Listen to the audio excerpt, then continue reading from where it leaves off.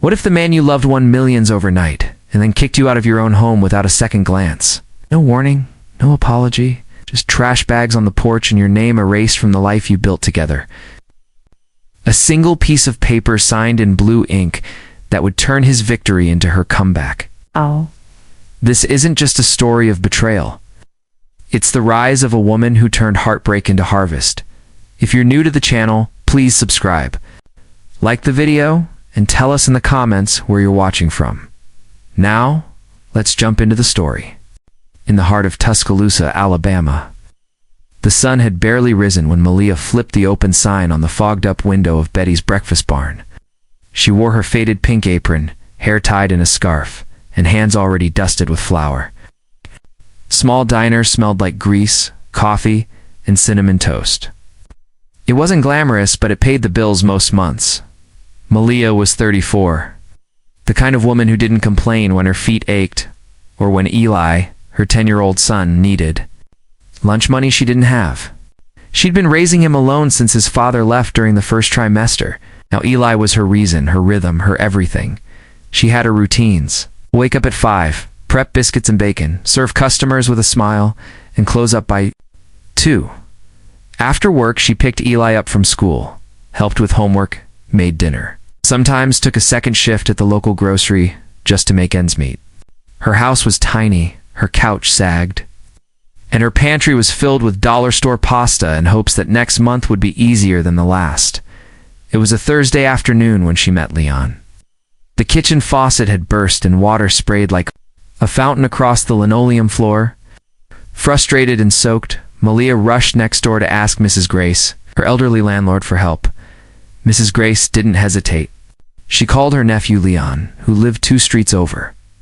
Leon arrived within 15 minutes. Toolbox in hand, smile too wide, and jeans smudged with engine grease. "Heard you got a rebellious sink," he said with a chuckle, Malia still holding a towel to her chest, nodded, more like a sink with an attitude problem. He knelt under the cabinet, muttering to himself while she stood awkwardly nearby. 10 minutes later, the faucet stopped gushing, and the kitchen was quiet again. He wiped his hands, stood up, and grinned. "Should hold, at least until you decide. To replace the whole thing? How much do I owe you?" she asked. He waved her off. "Nah, just glad I could help." And that could have been the end. But the next day, Leon showed up at the diner just before closing time. He sat at the counter, ordered coffee and pie, and left a generous tip. The next week, he came back. Then again, soon he was showing up after shifts with small bags of groceries. New batteries for her smoke detector, or a 6-pack of her favorite ginger soda. Malia noticed how he made Eli laugh with silly impressions and how he asked about her day without letting his eyes drift to his phone. He wasn't perfect. He had an old truck that coughed more than it ran, and a habit of forgetting what time it was, but he was kind. He made her feel seen. Over the months, their bond grew. They went to church picnics together, watched movie nights with Eli, and fell asleep on the couch more than once watching cooking shows they never finished. Leon talked about starting his own handyman business. She listened. She talked about going back to school for nursing. He encouraged her. One evening, after dinner and dishes, Leon held her hand and asked her to marry him. No grand speech, no spotlight. Just him, her, and a promise whispered in the quiet hum of a shared life. Malia smiled but didn't answer right away. She took his hand and walked him to the pantry. There, on the top shelf, behind old jars and unopened boxes, was a metal tin with recipes her mother had written decades ago. She reached in and pulled out a folded piece of paper. "If we get married," she said softly, "I want us to sign something." "A prenup," Leon blinked. "You think I'm after your fortune?" He laughed, looking around at the cracked tile and sagging cabinet doors. "No," she said, "but life changes people. And I've worked too hard to leave my future up to chance." Document was simple. If Leon ever came into a significant sum lottery inheritance or unexpected business success and left the marriage afterward, Malia would receive the majority of that money. Not out of greed, but out of fairness. She'd been the one holding everything together. In return, she wouldn't ask for alimony or a fight over property. It was a trade of trust. Leon read the paper, scratched his head, then looked at her with a soft smile. You really think I'm going to hit the jackpot? I think people get lucky sometimes, she said. But I also think people change when money shows up. Signed it right there, using the blue pen he kept clipped to his shirt. Out there. He said, you got your signature. Now can we plan a wedding with pie instead of cake? They married in the county courthouse. Malia wore her mother's old necklace, and Leon wore a shirt he ironed himself for the first time ever. The ceremony was small, quiet, and filled with laughter. And though their pantry still mostly held off-brand cereal and too many cans of beans, somewhere near the back, tucked behind the recipes, sat that piece of paper, unread, forgotten by most. But not by Malia, a promise. Just in case. Leon didn't believe in luck. It's not the kind you could bottle, chase, or build a life around. He believed in work, long hours, and grease under your fingernails. But one rainy Monday, with thunder rolling over Tuscaloosa, luck arrived anyway folded. In a paper slip and scratched with a quarter, he had stopped at Jerry's Quick Mart to pick up milk and bread after a plumbing job.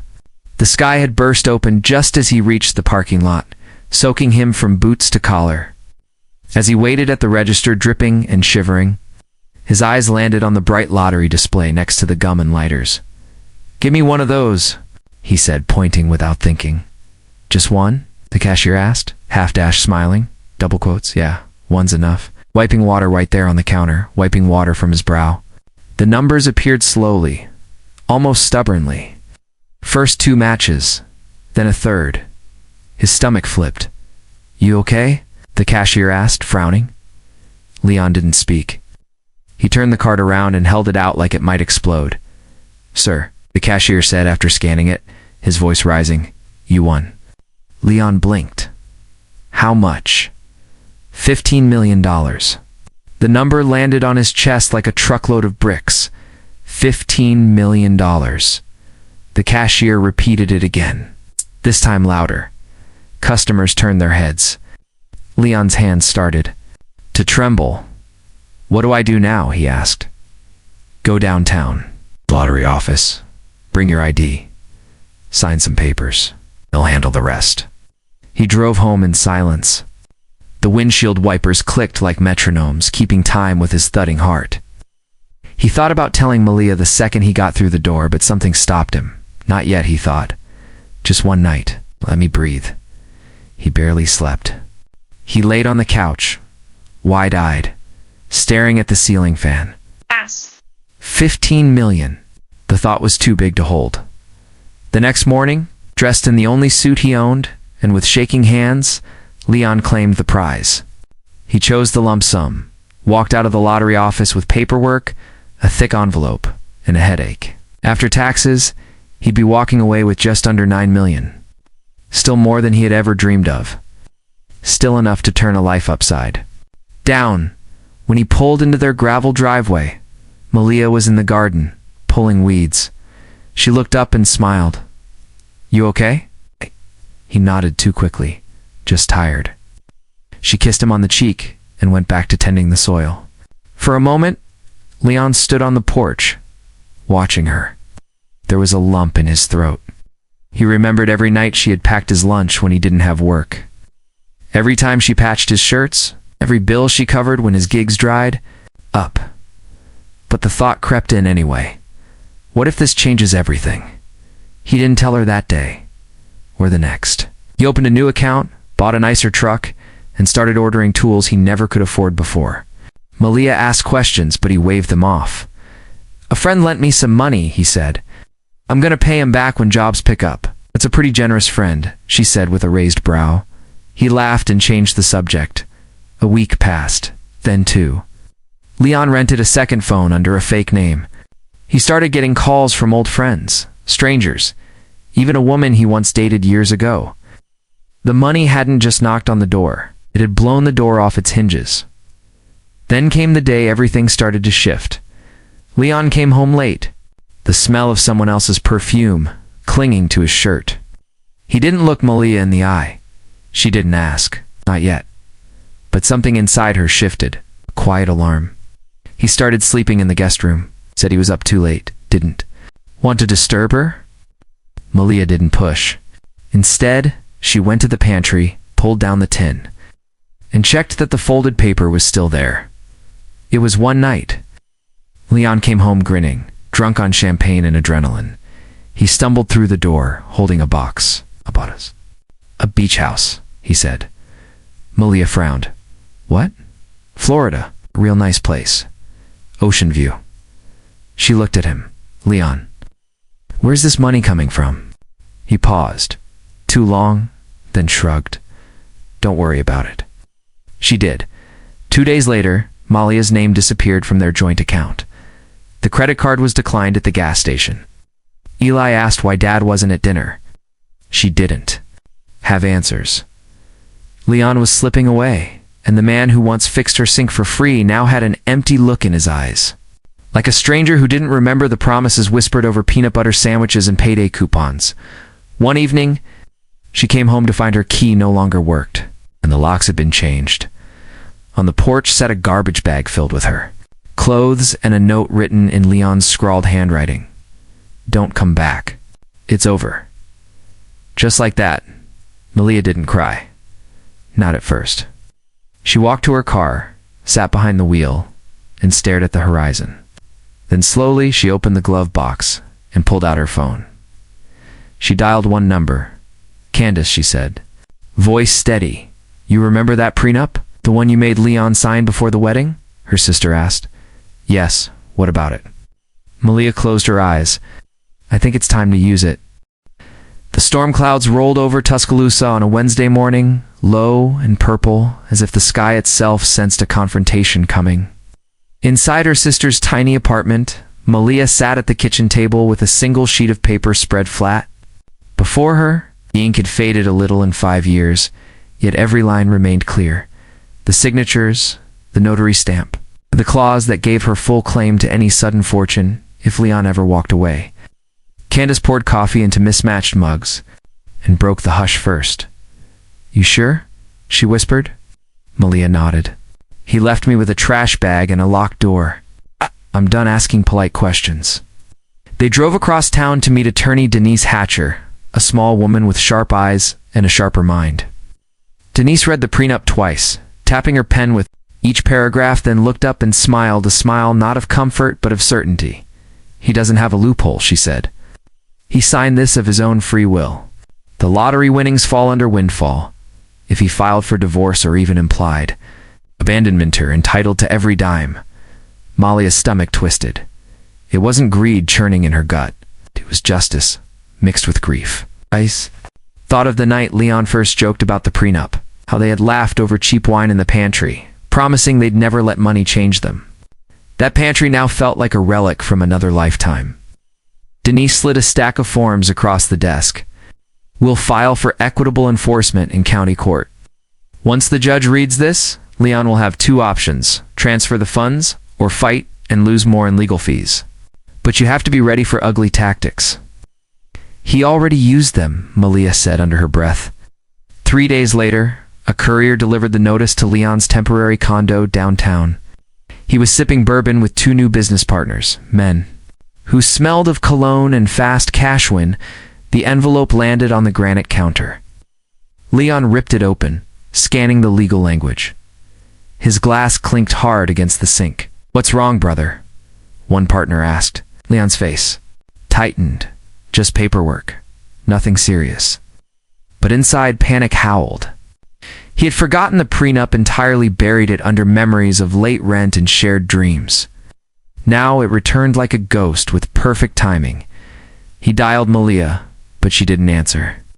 Next he rang her sister, then their old neighbor, then the clinic where she once worked. Each call dissolved into voicemail. Finally, furious, he phoned his lawyer, Martin Blake, the same man who'd helped him set up shell accounts for luxury toys.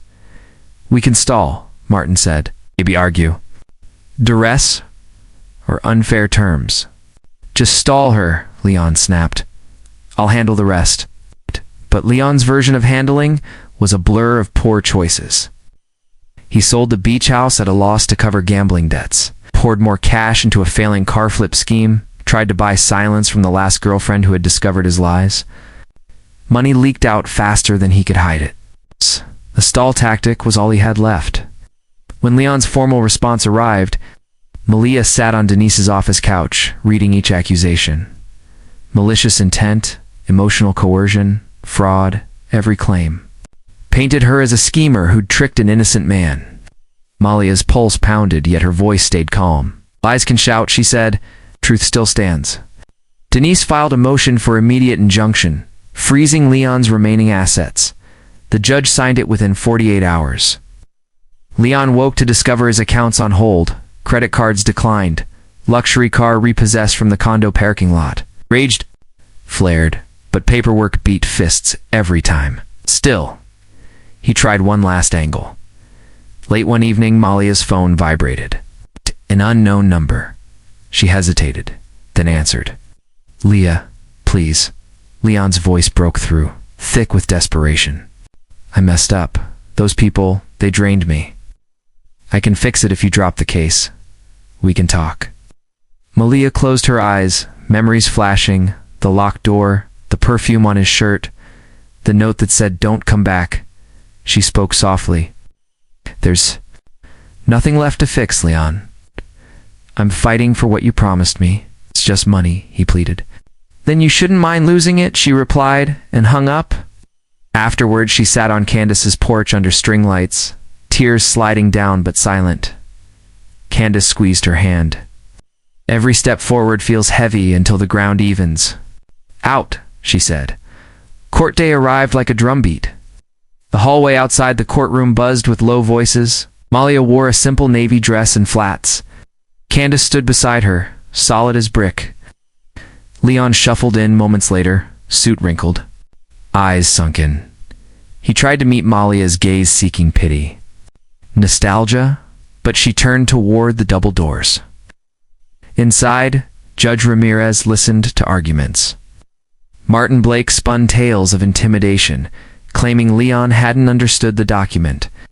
Denise countered with timestamps, witness affidavits, and Leon's own signature captured on video by the convenience store notary webcam. Mr. Langston, the judge asked, adjusting his glasses, did anyone hold a gun to your head when you signed this agreement?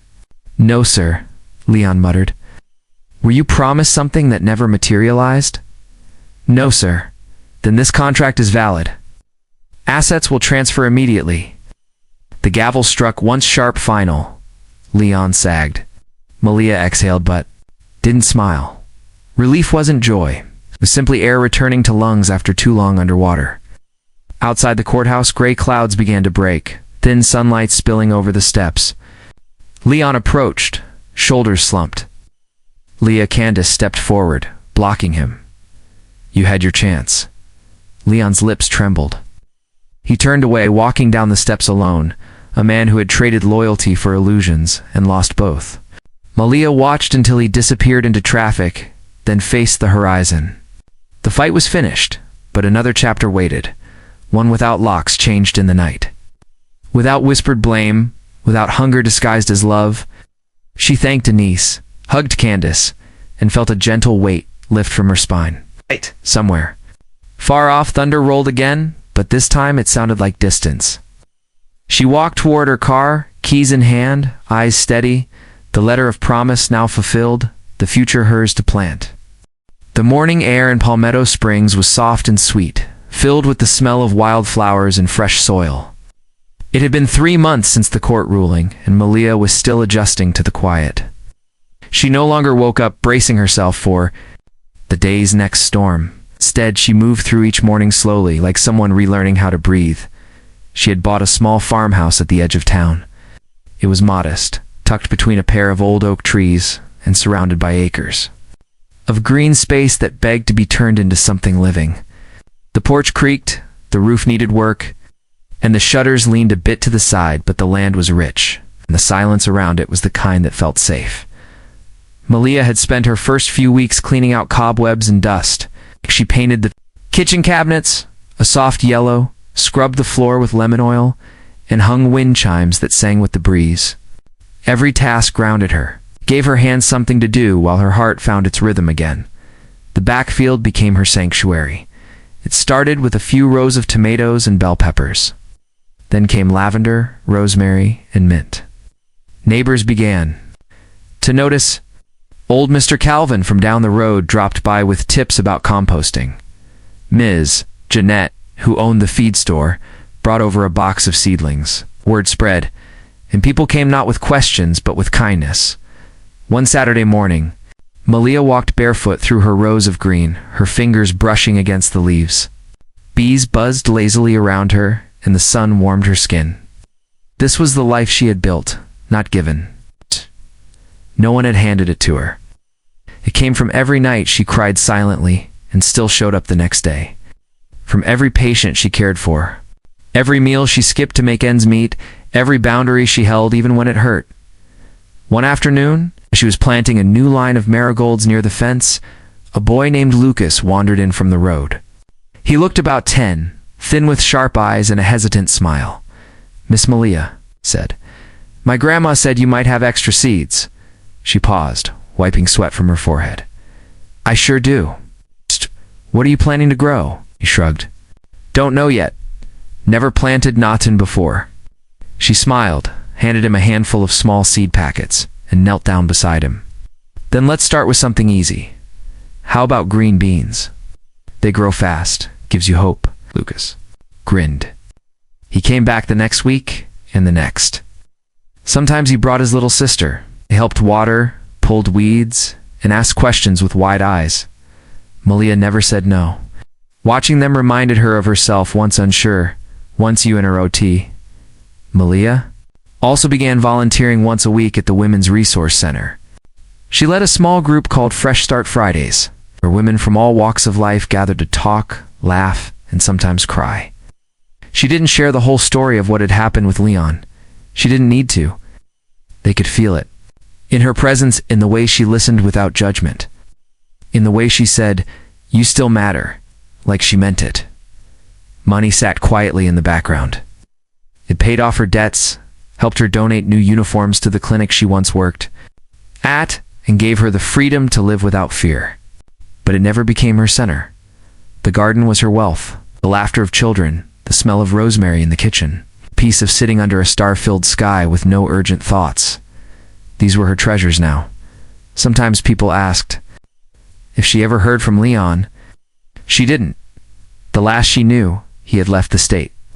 Rumors floated in now and then, but she didn't chase them. She had let go of that chapter, not out of bitterness, but because the story no longer fit the person she had become. On the first cool morning of October, Malia sat on the porch wrapped in a knitted shawl, sipping tea from a chipped mug.